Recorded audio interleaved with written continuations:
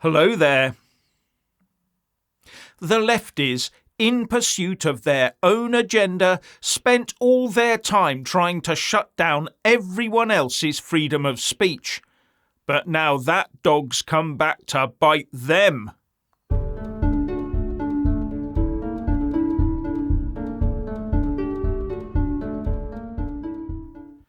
Over the last few years, lefties have trawled through social media and the mainstream press looking for those they disagree with and then piling in to either intimidate them or get them removed from platforms.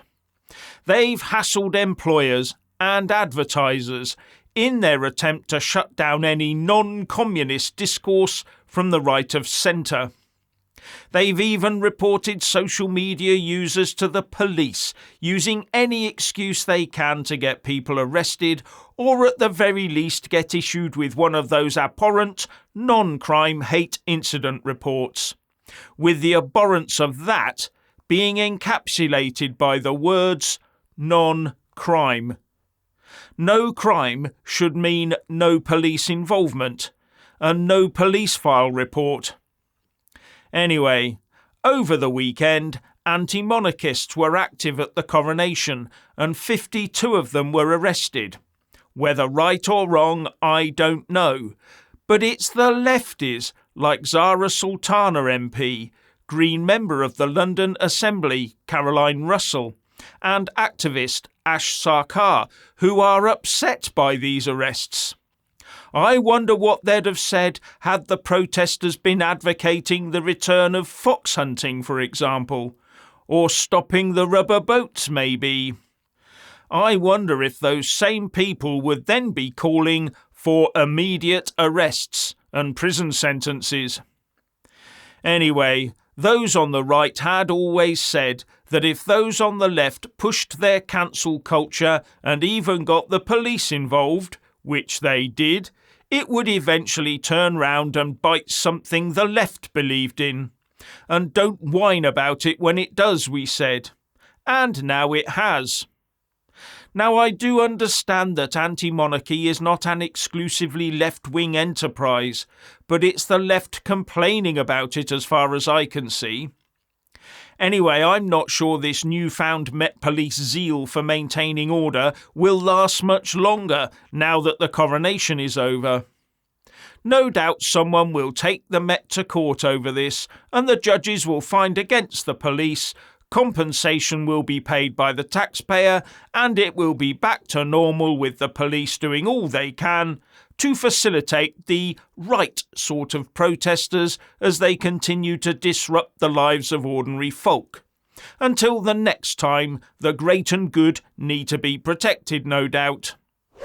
So what is Bill Gates up to now? Well, we know he's been buying up a substantial amount of US agricultural land, for some reason or another. But of course we know that he's only doing it for investment and tax reasons, don't we? But he also has major control over global tech. He's right into artificial intelligence, has a deep interest in directing how the human race is going to live and what it will eat going forwards, working hard alongside his mate, the WEF leader Klaus Schwab, and now he's looking to push his own modular nuclear reactors into the UK.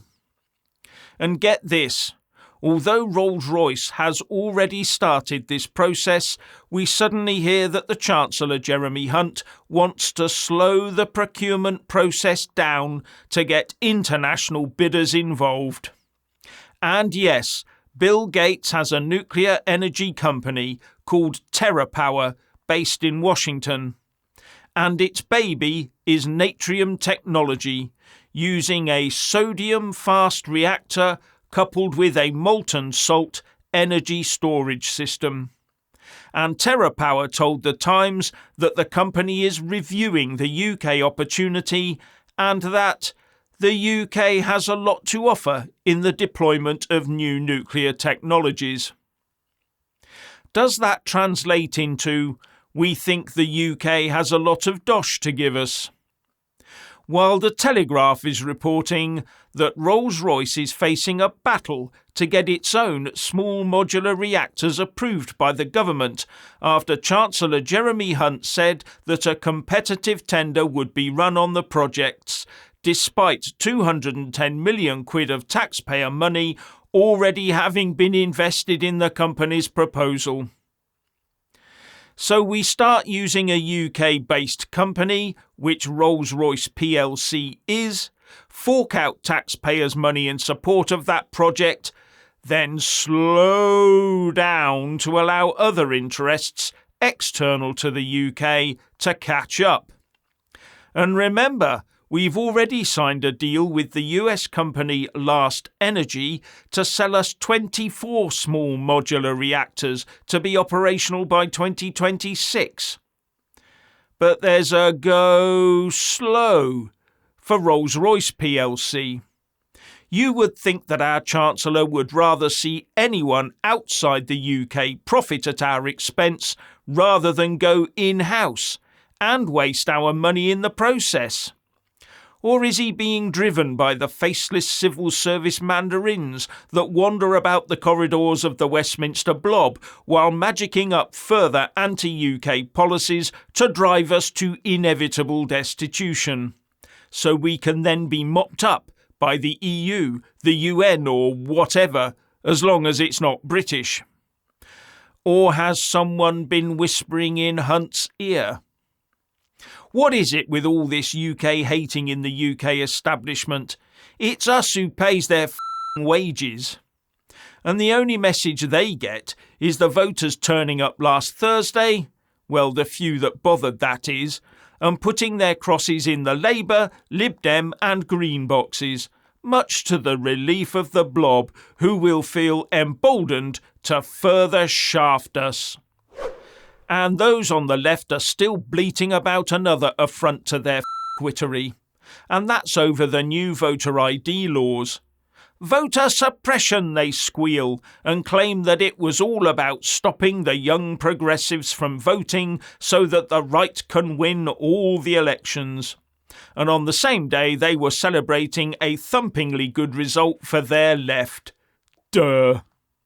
Instead of moaning, they'd have been better off telling their young progressives how to make sure they can vote. But I cannot understand their problem. Most countries in their beloved EU use voter ID, as does Northern Ireland, which is still just about a part of the UK. And try picking up a parcel from the post office without ID, or voting in a Lib Dem or Labour conference without ID to prove that you're a member. The left seems to be infested with open borders, open voting types. Now, in a rather nasty net zero twist, it is being claimed that big corporate business interests are manipulating the whole green agenda for massive profits. These money men are much more intent on sucking trillions out of the taxpayer rather than fixing the supposed problem, says the Green lobby. It is therefore in the interests of big business to hype the whole net zero cause up and get governments to sign blank cheques in the process. Blank cheques underwritten by the taxpayer, of course. And the more activists these big companies have on the payroll, the better, I would surmise. With winteroak.com saying, "Alarming evidence has emerged suggesting that this movement is being manipulated by business interests who aim not to save the planet, but to save capitalism." And then it goes on to say that venture capitalists have leapt aboard the climate justice bandwagon in the hope of getting very rich. But at the same time, we have King Charles, when he was the Prince of Wales, pushing an agenda at Davos to change the whole global finance system to force the private sector to only invest in saving the planet. Sounds to me like they're as bad as each other. In fact, I would say, if you do want to make the private sector and the financial system work hard to back your net zero dream, then you have to make sure those who do it do get rich. Otherwise, they'll do something else with their money that does make them rich. The trouble is, though, that if the green agenda did make people rich without all that taxpayer subsidy, then that would be the only game in town. The trouble is that, as far as I can tell, the only way to get returns from renewables is to tap into the taxpayer artery. And finally, Richard has published his latest video on Missed the News. Link in the descriptions box below.